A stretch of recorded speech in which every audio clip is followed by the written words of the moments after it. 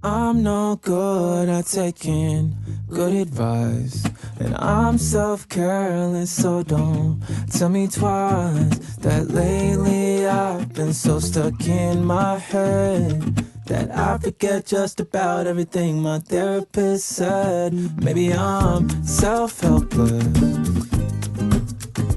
maybe I'm self-helpless. Maybe I'm self-helpless. Maybe we are all self-helpless. Hello, everybody. Welcome back to another episode of the Self-Helpless podcast. I'm Kelsey Cook. I'm Delaney Fisher. And Merry Christmas for those of you who celebrate. Yeah. Merry Christmas. Happy all the holidays. Happy holidays. Happy everything. Happy Monday. Yeah. Hope it's happy.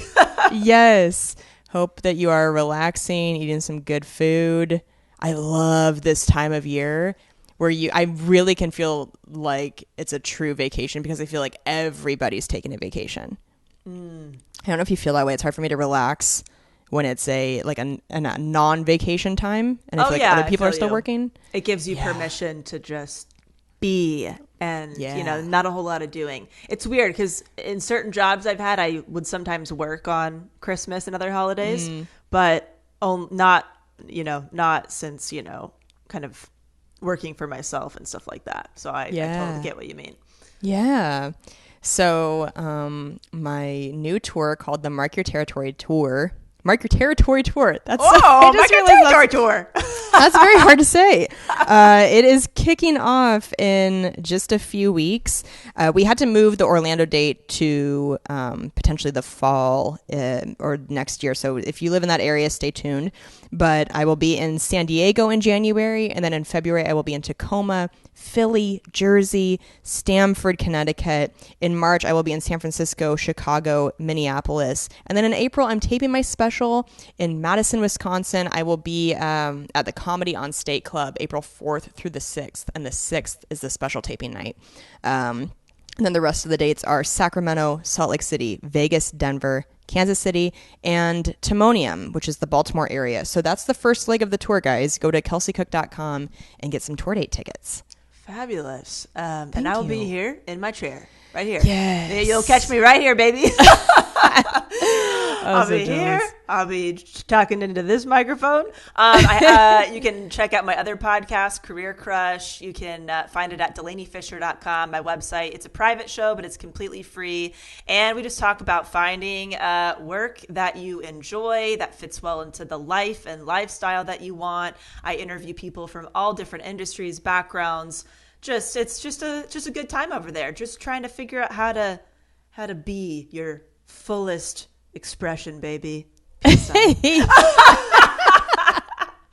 Oh, you are fully in your fullest expression of you. Oh my gosh! I was gonna say you're recording your special during my birthday weekend. That's so fun. Oh my gosh, that's right. I know. Yes. So I'll definitely won't forget the dates of your special. Yes. Yeah. Very fun. And then also, with this coming out on Christmas, that means that my podcast with Chad will have been out for a month by now. So Chad, my lovely boyfriend, and I, we have a podcast together called the Pretend Problems Podcast. There are new episodes every Wednesday.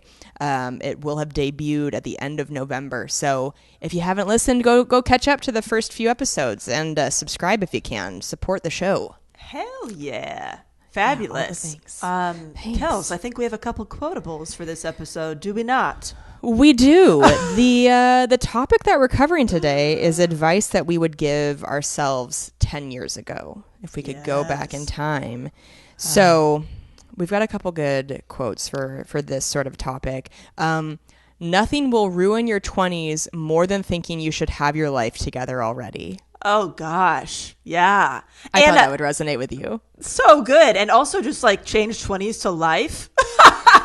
Nothing will ruin your life.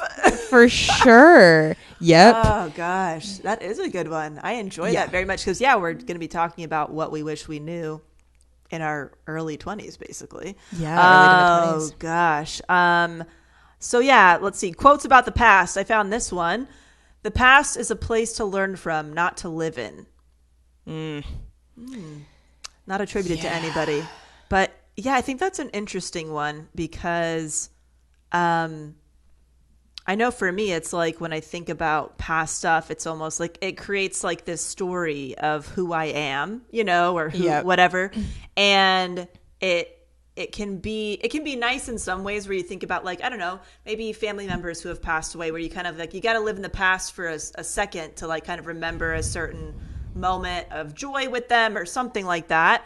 But if it's like living in the past about like yourself or your limitations or your, feeling guilty about things that you've done, it can really affect how you think you can move forward, and you feel like you maybe don't have the control to change something that you actually do if you live in the past for too long. So I think like there's a fine line with like a little bit reflecting on the past, but not feeling like you have to stay stuck maybe. Such a fine line. Yeah, I was actually rewatching Kung Fu Panda, which is one of mine and Chad's such a good one. Favorite comfort movies. And there are actually so many great like nuggets of wisdom throughout it for it being a Disney movie. It is very wise.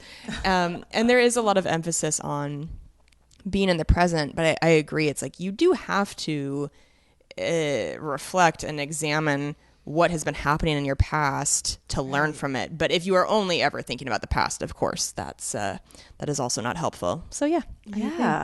Could not agree more. Wow. Oh my gosh. What did 24-year-old Kelsey wish she knew?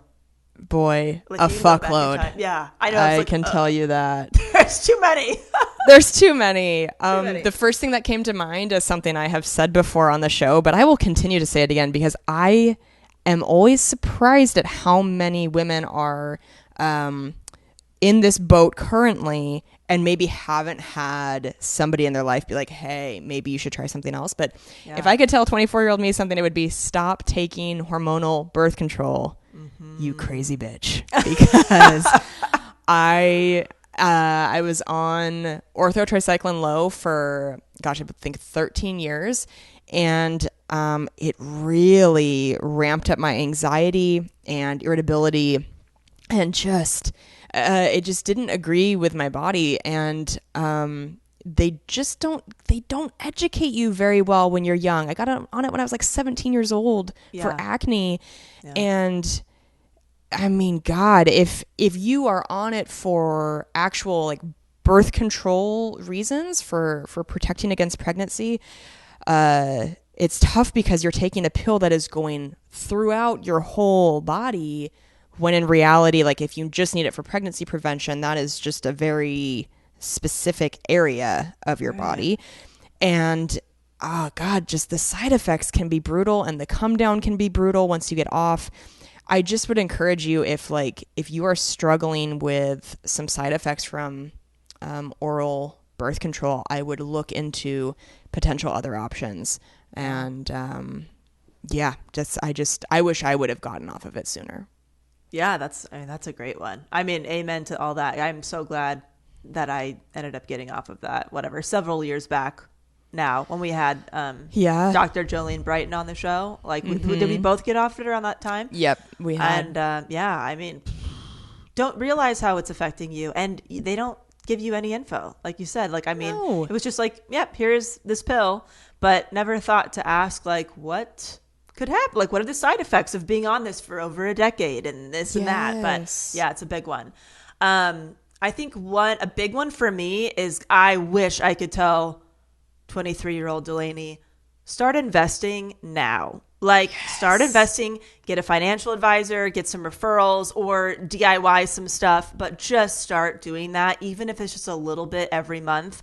Your future self will thank you so much to have some kind of a nest egg for emergencies or for, retirement one day or for, dreams and goals that you have that you want to fund. And just, I really, really wish that is something that would have been taught to me as a young person. And all I can do now is I just tell my younger siblings and especially like my sisters, like, You're meeting with my financial advisor. It doesn't matter if you don't, need it at this time, but now you know like what your first steps are when you start making money and all that stuff. But all I can really do is like tell my siblings like, look, just get ahead of that. It'll be good. It'll be great for you. Yeah, I wish that it was taught more to young people, the idea of like, even if you're putting $20 in a month, even if it is an amount that you like roll your eyes at yourself of like, well, how could this make a difference? Yeah. I think even if it's not making the biggest financial difference in terms of like monetary value at the moment, you're building a habit. I think it's helping like encourage that part of your brain to think about how can I help future me?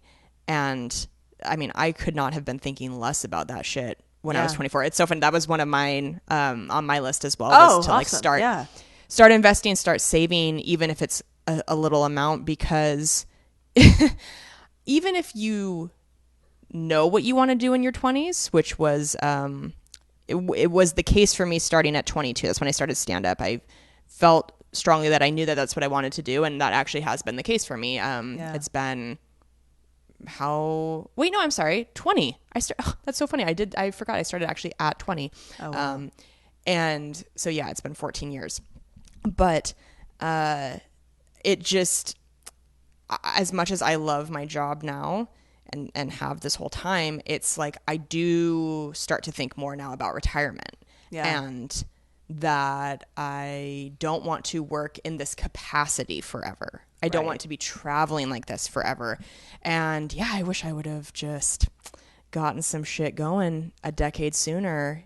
Yes. Even if you are struggling. I mean, I was really struggling financially at 24. I did not have hardly any money to my name, really living paycheck to paycheck. But God, if you just put a little bit away, what a difference that can make. Oh gosh. And I think what felt like a big obstacle is I thought it was really hard and challenging and I didn't know anything about it. And it literally just took one email, one call with somebody to get everything set up. And then everything was automated. It was all set up. I don't have to think about it anymore. Yeah. And it's done, so it's just like, I thought I had to like give myself this DIY finance degree from Google University. You know what I mean? And I didn't have to do any of that. I just had to find somebody who is an expert at that thing. And that's their passion, to be in the know about those things. And that's it. So, oh gosh, there's just so many options. Please just make the phone call, take the email, please. You will thank yourself for sure. Yeah, 100%. So I also have on my list that I would say to 24-year-old me to make having a good relationship with yourself a top priority. Yes. Like that specifically. Because I was in therapy back then, but I don't think there was much of a focus on my actual relationship with myself.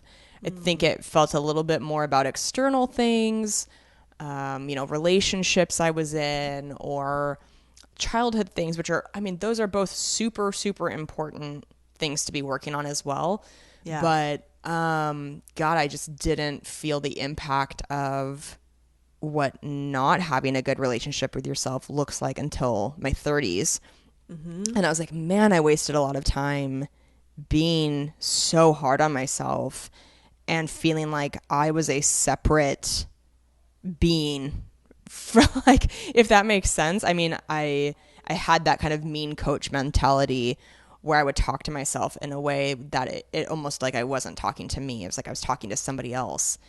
And in reality, it's like you're talking to like little you. You're talking to the you that really actually needs you to be nice to it and forgiving and supportive. And it just was causing all kinds of problems for myself. So I really wish I would have made that a priority sooner.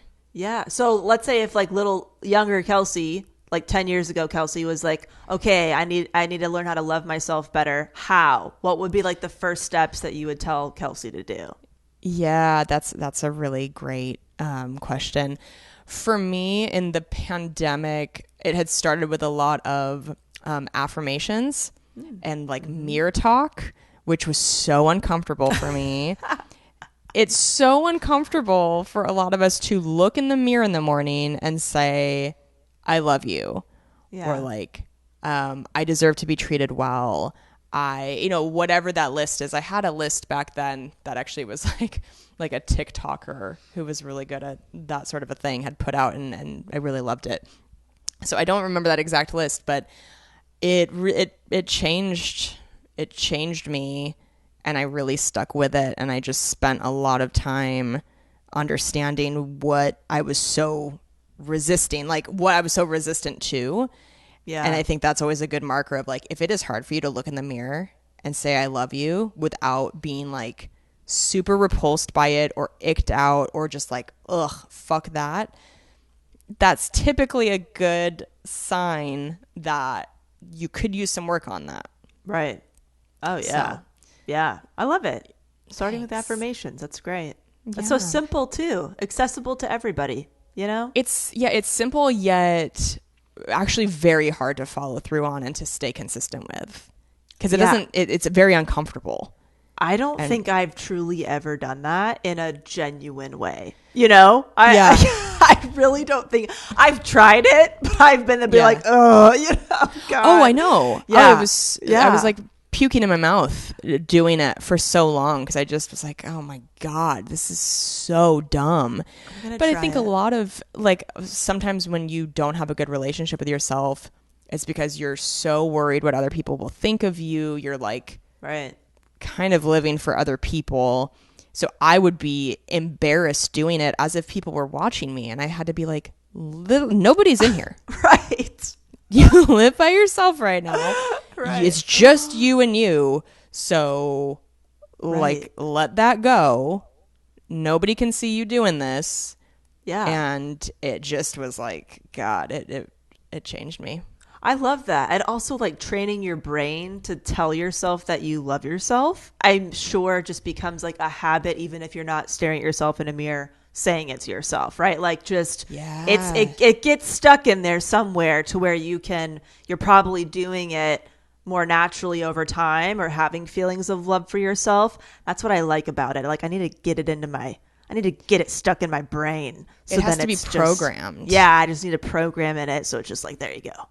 Yeah. You can like, if you're a journaling person, you can like end your journal entries with like, I love you. And again, it feels so fucking cringy and gross. But all of those things that people say about like, well, you have to love yourself before you can love other people. Right. And I don't think it's that black and white. I do think you can love other people without having a great relationship with yourself. But I do think you attract not the best relationships. I will say that. I don't necessarily think it's like relationships you shouldn't have had to, learn from and all of that. But I think your the things that are unhealed in you also attract in a partner. Oh, 1,000%. I totally agree. I agree with that quote of like, you can definitely love other people, but like when you heal your own shit and love your own, love yourself, then the relationships and situations you get into do change. They become different. So you're kind of maybe loving yourself more fully than you were before you didn't love yourself as much. Like you're able to receive more. You're receiving more good. Yeah. I was accepting certain treatment in some of my relationships in my 20s that if I had really loved myself and actually felt like I knew what I deserved, I wouldn't have allowed that to happen. Right. But in my mind, I was like, well, I don't think I'm that great, actually. So why wouldn't I be treated like this? Right. So you can't, it's really hard to make boundaries and actually get everything you want if you don't really think that that's what you deserve. If you think that you're asking for too much, right, then it might be coming from a place of that you don't think you deserve it. Yeah, absolutely. A big one for me is I wish I could say accomplishments don't equal self-worth. They don't equal worth. They're not the same. Oh my God, little Delaney, let me say it again. Accomplishments do not equal worth. And it's okay to do less and just enjoy your life and your time here. And please do some deep work in figuring out that what is driving you is not your truest self. It's actually a trauma response. It's conditioning. It's all of these things that are not you. And I've really just been thinking a lot about this stuff of like, I am really just releasing so much pressure around myself to just accomplish anything. Like I was talking with somebody recently and I'm like, I just want to enjoy my work, enjoy my time. And like, that's kind of it. Like I'm just kind of letting myself not be doing a million things. And part of that is very scary because it feels like you are losing this part of yourself, or you're losing this like things that make you special or whatever. But when I really think about it also is like, when I think about the people I love being around and all of that, it has nothing to do with their accomplishments or talents. Nothing. It has everything to do with how you feel in their presence, how they treat other people. Like when I I have so many talented people in my life, and I've met talented people who are just, you know, and have a lot of accomplishments, who are just really lovely and peaceful to be around. And I've met absolute dickheads, you know, that like I would never want to be around that person. I don't care how freaking talented, accomplished, whatever, you know, how much money they make, how much status. I'm like, ugh. Don't know things. So I have to like really remind myself of like, that's not what matters most at the, you know, like at the core of everything. So, and I did not have that going on at 23. I just, nope. I was so like, I am nothing unless I'm doing. And, whew, God, that would have saved me a lot of burnout, a lot of confusion, a lot of, just a lot of stuff. If I could just do a little work on that. Yeah. I'm very proud of you for all the work you've been doing in recent times. Right back at you, baby. Oh, thanks. One thing that I would also tell 24-year-old me is to live in a place that you love. And if you are currently living in a place that you don't love, then try to make an action plan of how you are going to be able to get out of that situation. And even if it's a ways out, just try to remember it's going to be temporary, but that to have a long-term goal of not living somewhere where you're miserable. Because as somebody who has lived in cities where I was very unhappy, you know, when I lived in LA, I never, in the like 6 years I lived there, I never felt at home there. I always felt like my anxiety was very ramped up. I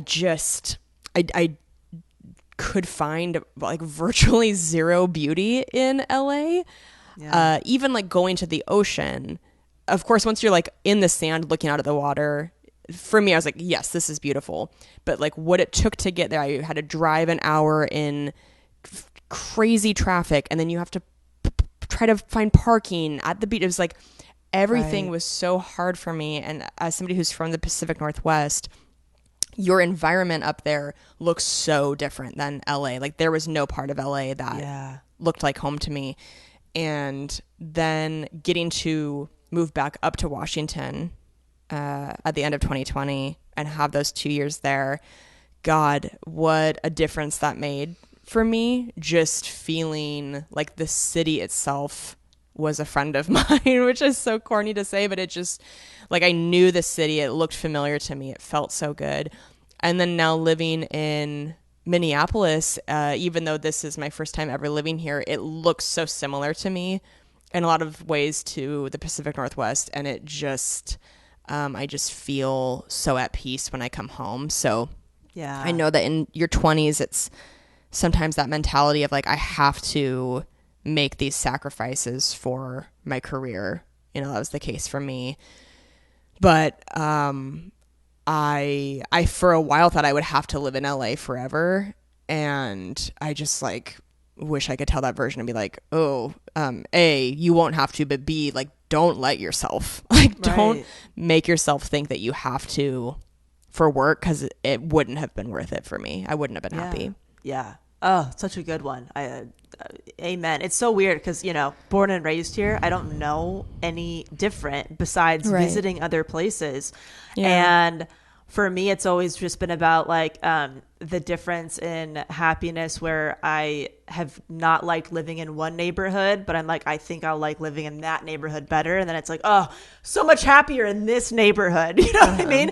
But I'm like, I don't know, 5-6 years now, ever since I started working remotely, that I'm like, oh my God, I could live anywhere. It has been in my head like, I don't know if I want to end up in LA. I feel like I could be happier somewhere else, and it's just like that, where that somewhere else might be at some point is still kind of up in the air, Yeah. And it's but I have that tug, Yes. I belong in the trees.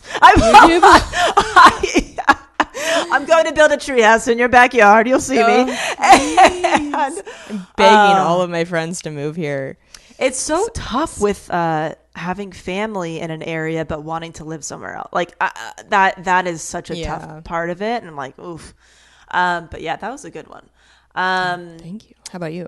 Okay, so I think I would encourage myself to do some self-education in some of these areas, like learning about social conditioning, whether it's capitalist conditioning, gender conditioning, all that kind of stuff, and like starting to question your own belief systems and your own conditioning, and really trying to figure out like, what do you believe outside of all of that, right? Like and learning like who profits off of this type of conditioning, that type of stuff, like questioning my beliefs.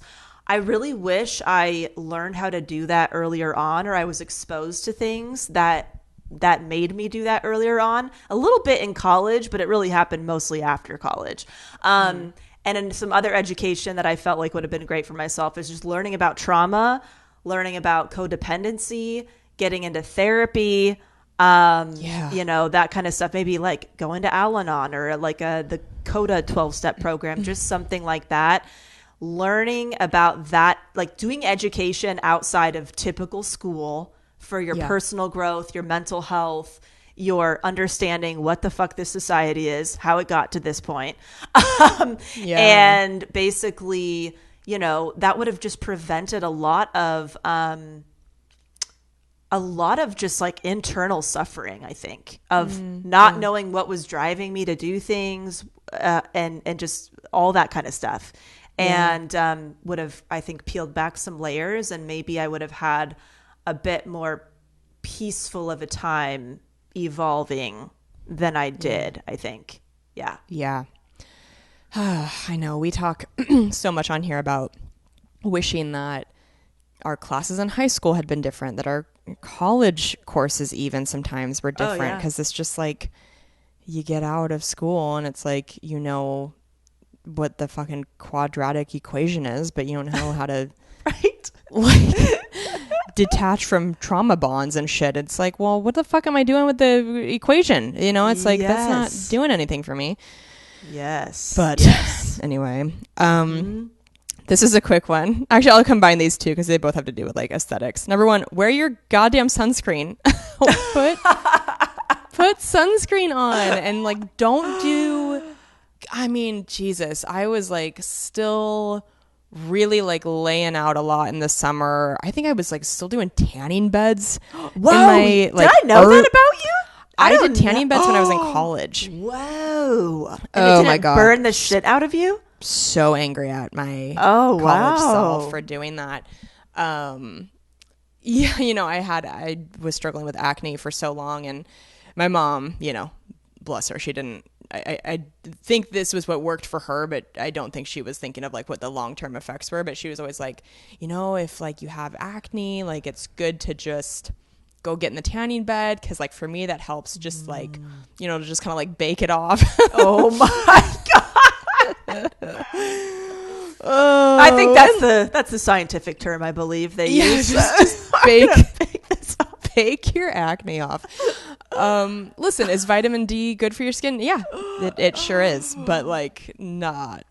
Oh God, that was just so bad. So I had some sunscreen that was like in my moisturizer. So thank God I was like getting a little bit at a certain point in my life. But yeah, young girls, put sunscreen on your face and your neck and the back of your hands every day because it ages. It gets wrinkly. Yeah. Even if you're not burning, there are UVA rays and UVB rays, and one of them is aging, one of them is burning. So even if you're not burning, still aging. Yes. So, and don't forget sunscreen on your ears or the bottom of your feet too. Yes. Oh my gosh, yes. Bottom of your foot and the back of your calf is like I think the top two places where they find spots. Yeah. Back of your calf and bottom of your foot, I think. And then I would always wear my hair in a bun, and then my ears would get burnt to shit. Yes. And I was told by a dermatologist years ago, like, okay, you have burnt your ears too much, and now you cannot afford to burn your ears anymore. Like you don't want to be somebody who has to take a chunk of your ear off at some point. Oof, I was like, no thanks, that fucked me up. So now I'm like, lots of lathering, and I wear my hair down in the sun, and I try to sun hats, all those things. So wear your sunscreen, and also I would tell myself to stop putting your hair up in like wet buns or wet ponytails, because what happens is when you put your hair up and it's wet, when it dries, the strands expand and then they break. So if you experience a lot of breakage in your hair when it's wet is just so different. It's like very malleable, but then when it dries, then it's stiff and it will snap off with the the ponytail holder or just in the little bun shape or whatever. So just make sure that your hair is dry when you're putting it up, because it's so hard to fix breakage. You kind of have to like let it grow out. Yeah. Oh, fuck. I did that literally just this morning. Wet bun.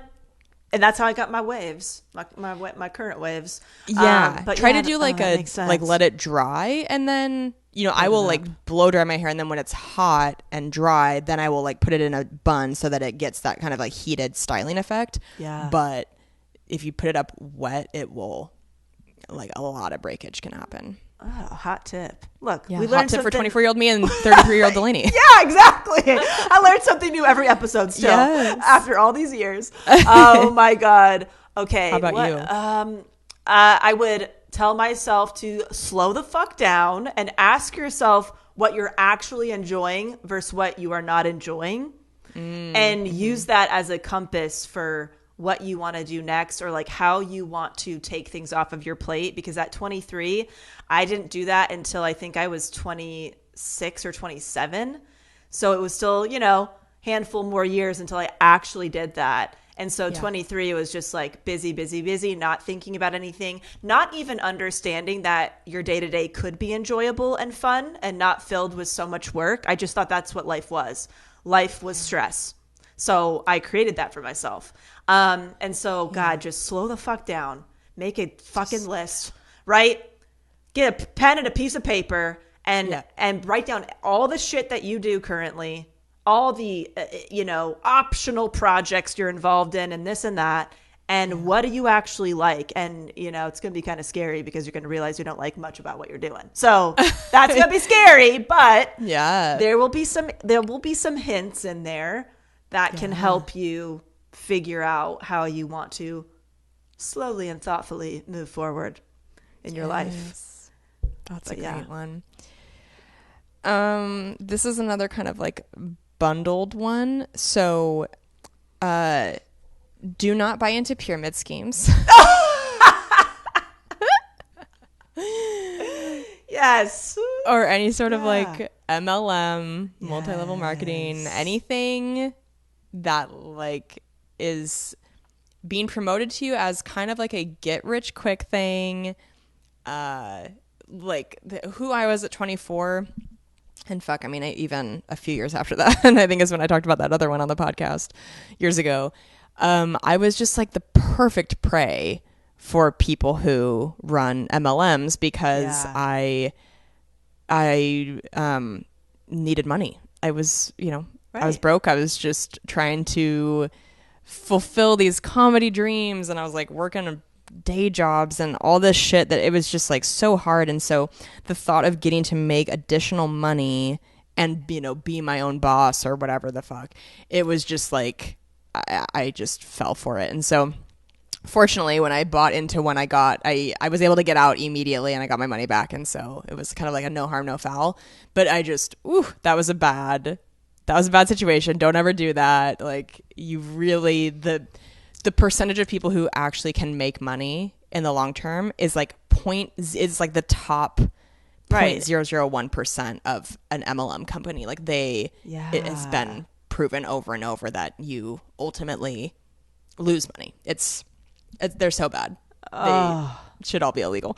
So not only that, but also do not get roped into long-term payment situations for things that are not necessary. So I'm not talking about a car. I'm talking about how at one point my ex-husband and I went into, it was like an Ashley Home Furniture, and we just were going to get like, I think we were kind of getting like a chair or something. And then we totally got upsold into buying not just a new mattress, but like a new like spaceship bed. Right. It was this like state of the art, you know, the feet and head, there's a remote, it vibrates. The whole fucking thing, so exorbitantly expensive. We absolutely had no business buying something like this, but they got us with the whole like Ashley Furniture payment plan of it's just like $40 a month, but for 6 years. And my goodness. You know, at the time we thought we were going to be together forever, and we thought, well, we can each pay $20 a month for this incredible bed. Let's do it. I mean, even if your relationship does last and you are doing an investment, it's like, don't get into something like that where it's 6 years. And I don't know. I get a little weary of that stuff. So then we ended up like having to figure out what to do with it. And it was like a whole headache. And I would advise against something that's like a 6-year payment plan. Right. That generally means you probably financially should not be making that decision. I think things like getting a new computer from Best Buy, but I think Best Buy does a pretty good situation with their credit card where it's like payment plans for like a year. That feels more reasonable. That's like, okay, we're going to get through this. We're going to pay this off. But yeah, I just would not let myself get into long-term things like that ever again. Yeah, that's so good. That kind of, it's related to my next one, is just like look into minimalism as soon as possible. It'll change your life. I didn't do that until I think my mid-20s. So, oh my gosh. But basically, like what you said, like really getting honest about like what you need, what you don't need, what you actually want, what you don't. Like there's just so much excess in our world that it becomes so normalized, and it becomes so normal to just like buy things mindlessly and accumulate things mindlessly, and then just be stressed out and do all that kind of stuff. But my God, look into minimalism, do the Marie Kondo books and watch the minimalist documentaries and read about that. And then on the other hand, also look into veganism, because it will change your life and your health. Like, oh my God, if I had known about like going vegan earlier, I mean, it literally cured my acne. It cured I'm in remission for Hashimoto's thyroiditis. I don't have it anymore. You know, my digestive issues are gone. Like the list goes on. So like look into all that stuff. I don't even know if like some of these things existed back then 10 years ago, but like, you know, documentaries like Earthlings and Game Changers and Forks Over Knives and Cowspiracy, look into Ed Winters, like look up all the debates and stuff, right? Like you'll enjoy it. These like minimalism, veganism, these things will really change your life and really be a great compass for you, for your values and your day to day, and will make you just feel really good. So gosh, it took a little while for me to find those things. So that would have been nice if I had gotten a head start. Yeah. Oh, for sure. I would also tell younger me to prioritize your health, in particular, like health insurance, dental insurance, things like that. I know that once you get off your parents' health insurance, it seems so daunting because especially if you don't have much money, you're like, well, I need to just put this money toward other things. Like I'll make it through. I'll be fine. And there was a period in my, gosh, it must have been like late 20s that I did not go to the dentist for, I want to say 2 years. And was just thinking to myself like, well, I'm really on top of the way I've got a good toothbrush. I floss every night. Like, to be fair, I am really proactive with oral care and stuff like that. But what you don't realize is like, if you are not going and getting those professional deep cleans from a dentist, like things just are going to build up. Like there are things that you maybe can't see with your own eye as you're brushing your teeth. And so I just was putting off getting dental insurance, and I don't think I even looked into how much it was to just like go in and get a cleaning without insurance. And it was a chunk of money, but it wasn't like insane. I think it was maybe a couple $100s, maybe a few $100. But of course, when I went in a couple years later, I had cavities that then needed to be filled, and then that was a whole other expense.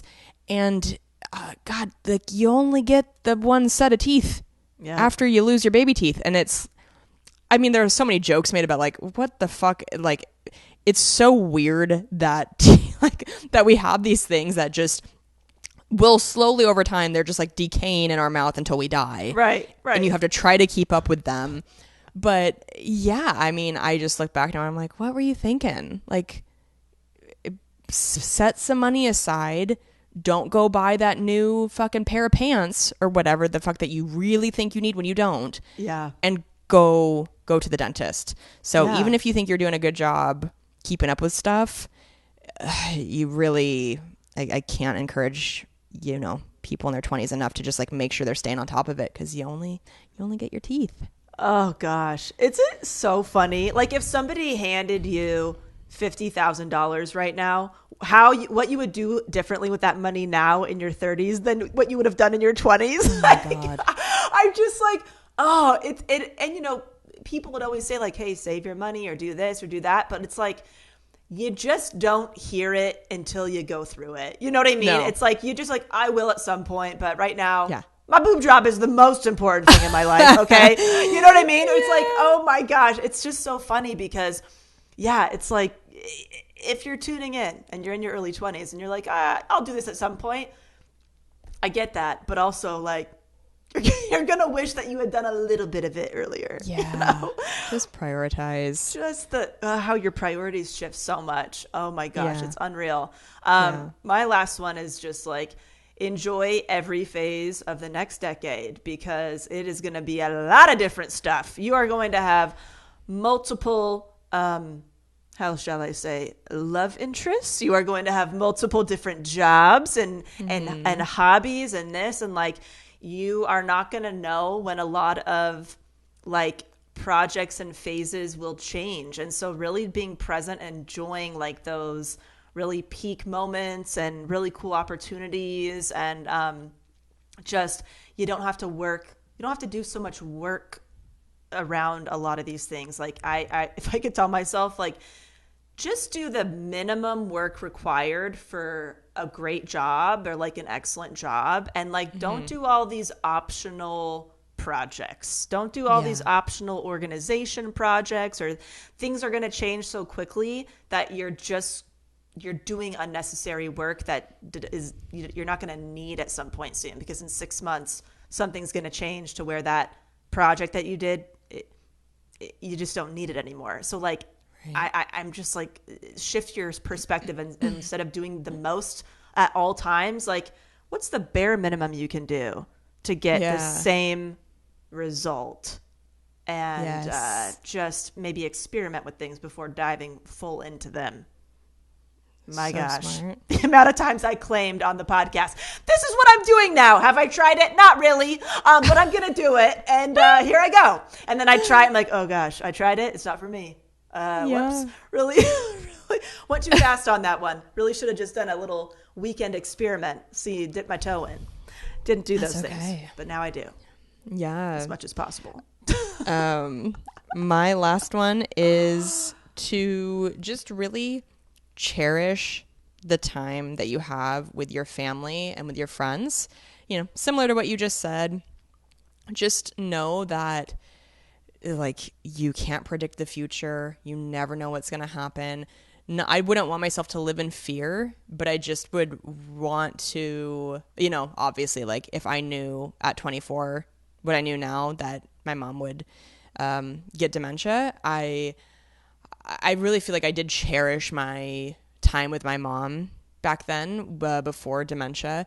But I think it's really common for a lot of us, especially with our parents, where we take them for granted because they are our parents. And if you have a relationship with them where you feel that there is unconditional love back and forth, it can just be easy to, like, you know, have stupid arguments, or just, you know, not think of it as like, oh my God, what if I only have a certain number of years left with one of my parents. And so yeah, I am grateful that I don't think I would change much, because I do feel like I did cherish my time with my mom before dementia. But I think I would have been even more like mindful about, you know, letting dumb shit go, or just, you know, just stuff like that. So yeah, all that good stuff. Yeah. But, well, this is a fun one. I liked doing this exercise. Yeah. Gosh, my gosh. Yeah. If you're in your early 20s, you're fucking welcome. Just save you a decade full of pain and being lost. Yeah. Let us make mistakes for you. Do you have a segment? I do. I have a couple. So, you know, I have a good shit and an absolutely what the fuck moment. So my good shits are, the past couple weekends have been lovely. I spent one weekend with my family. My sister's turned 22. We had a little birthday thing for her. Then I went to my other sister's play. She was in a musical. And I saw some friends, went on a hike. I mean, I just had a really great time with, you know, staying with my family for the weekend. Twas lovely. And then had a nice weekend this past weekend too. Went to the Academy Museum in Hollywood. Cam gets like a bunch of cool free stuff through his work, so we got some free tickets for that. And then we went to this really cool restaurant, this Ethiopian restaurant, and I never had Ethiopian food before, which was a really cool experience. Absolutely delicious. Loved it. Definitely want to go back. And then just had a really pleasant time the last couple weeks. But then my the fuck situation is a little friend of mine who, an unwelcomed friend, came back. And that, if you tuned in a long time ago, about a year ago, I talked about having what's called a Bartholin cyst. And this is a little too much information, but I'm hoping it helps somebody somewhere. Where, a cyst formed on my labia, of all places to have one. Oh. Truly painful experience, and had to have like a procedure done for it to like go away. But then it came back. It grew back with a vengeance. God. And so I had to go in literally this morning. I'm currently in recovery, and get it taken care of again. But if it comes back, I actually have to have surgery on my labia / Bartholin gland situation. And, you know, so if it comes back, I have to it have to be like a surgery to basically create like a permanent, you know, opening so it doesn't get clogged anymore. And it's just so painful, so strange, like so scary to find that last year, not knowing what it was. So if you've had one, or if you have something and you're not sure what it is, my heart goes out to you. Only like 2% of females get it. And so it's just like this weird freak thing that they don't know what's caused it. They don't know how to prevent it. You just either get them or you don't. And so Yeah, what the fuck? It came back. What the fuck, man? I'm so sorry. It's all right. I just like we knew it could come back. She's like, look, this thing, there's like no real cure. Like even if you get surgery, it's not a guarantee that they won't come back. So it's like you might just like have these. I'm like, what? I'm so sorry. It's awful. Awful. Thanks. Well, not something that anybody needs to deal with. Look, it's Return of the Puss Lump. It's not fun. That sounds like one of the Land Before Times. Land Before Time 27, Return of the Puss Lump. It sounds like a dinosaur. It does. It does. Oh, gosh. Holy shit. My God. Listen, this is adulthood. This is your 30s, people. This is your 30s. Yeah. I mean, how do I follow that? Chad and I have been watching Great British Baking Show. So perfect. I mean, great. Yeah. Great segue. Transition. Love it. We've just been loving it. I used to watch it all the time, and then I kind of fell off for a couple seasons. But man, if you are looking for a feel-good, fun, upbeat, positive, get a look at a bunch of delicious things being baked. It's such a good show. It's on Netflix. Check it out. We have an iTunes review. This is from Rachel Leah Becker. They say, I've been listening to Self-Helpless on and off for years and recently came back to the show. I've been loving the episodes lately. Thanks for the quarter-life crisis episode. Such a needed reminder to take a deep breath and try to be present and enjoy the life I've built for myself. Rachel, thank you. Oh, God, Rachel. I'm so glad that episode was helpful and that you've been loving the episodes lately. Yeah, that's so great to hear. Great review for this episode topic, too. Yes. To just be present and enjoy your life. Yes. Yeah. Thank you so much, Rachel. Yeah. Thank you for doing that. Guys, take the time. Just it can take you 2 seconds. Go leave a nice little review on iTunes for us. It'll get read on the show, and it helps us stay on the charts and in people's algorithms and all that good stuff. You betcha. Really would mean a lot. Thank you. Yeah, guys. All right. Merry Christmas. Happy holidays. Have a New wonderful Year. week. And we'll talk to you guys next time. Bye. Bye. Maybe I'm self. Thank you for tuning in to the Self-Helpless podcast. You can find our Patreon community, merch, and our individual work at selfhelplesspodcast.com. We'd be thrilled if you shared this episode with a friend, left an iTunes review, or feel free to post it on your Instagram and tag @Self-Helpless Podcast. Thanks, guys.